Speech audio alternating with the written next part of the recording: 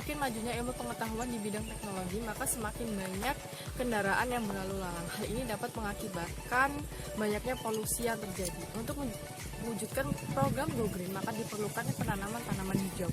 Maka dari itu tanaman hias bisa menjadi salah satu alternatif untuk mencegah banyaknya polusi yang terjadi di bumi ini. Saya ingin mendirikan usaha yang bernama Green Flower. Visi dari usaha ini adalah menjadikan Green Flower sebagai salah satu pelopor kegiatan penghijauan yang menyediakan tanaman yang berkualitas, bermutu tinggi, serta dapat dipercaya oleh masyarakat. Misinya yang pertama, memberikan pelayanan yang memuaskan kepada konsumen dengan menyediakan tanaman yang berkualitas. Yang kedua, mengutamakan kualitas pelayanan. Yang ketiga, mengembangkan inovasi-inovasi untuk produk dan pelayanan. Yang keempat, mengembangkan usaha di beberapa tempat strategis lainnya untuk memperluas usaha. Analisis SWOT yang bisa dilakukan dalam usaha ini adalah yang pertama, kekuatan. Usaha ini menyediakan layanan prima kepada para konsumen, menyediakan jasa pembuatan tanaman bagi konsumen yang menginginkannya. Kelemahan, usaha saya ini belum terkenal di kalangan masyarakat dan di kalangan tanaman hias yang lainnya. Kesempatan, usaha saya berada di wilayah yang strategis dan mempunyai relasi yang cukup banyak. Adapun ancamannya adalah adanya kompetitor lain yang lebih bagus, yang lebih baik, dan lebih lama memiliki usaha tanaman hias. Aspek produksi, yang pertama ada produk tanaman hias. Dalam pembelian tanaman hias, saya melakukan dua jenis pembelian, yaitu yang pertama pembelian tanaman jadi dan yang kedua pembelian bibit tanaman. Dalam pembelian tanaman, difokuskan terhadap jenis-jenis tanaman luar karena tanaman ini siap dijual dan bisa menjadi alternatif untuk memenuhi kebutuhan lapangan.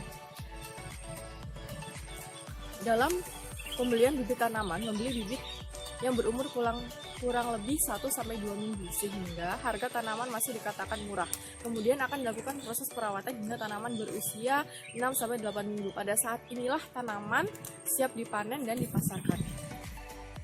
Dari dana yang tersedia, saya memfokuskan untuk menjual tanaman umum.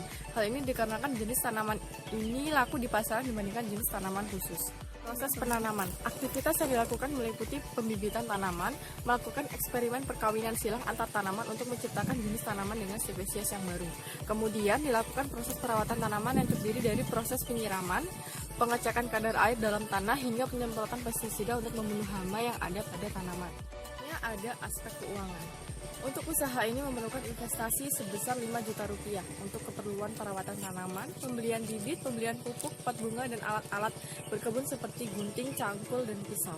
Tanaman yang dijual berkisar antara harga Rp15.000 sampai dengan Rp75.000.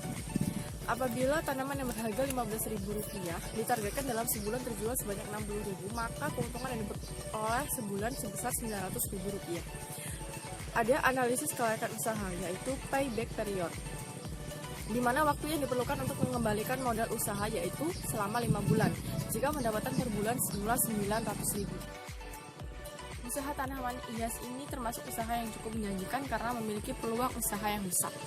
Dalam menjalankan sebuah usaha, kita harus mengerti berbagai peluang dan ancaman yang akan kita hadapi dalam menjalani usaha kita. Memiliki rencana yang bagus bisa membuat kita untuk tetap waspada dan berantisipasi apabila terjadi ancaman di dalam usaha kita. Teruslah berkarya dan berinovasi.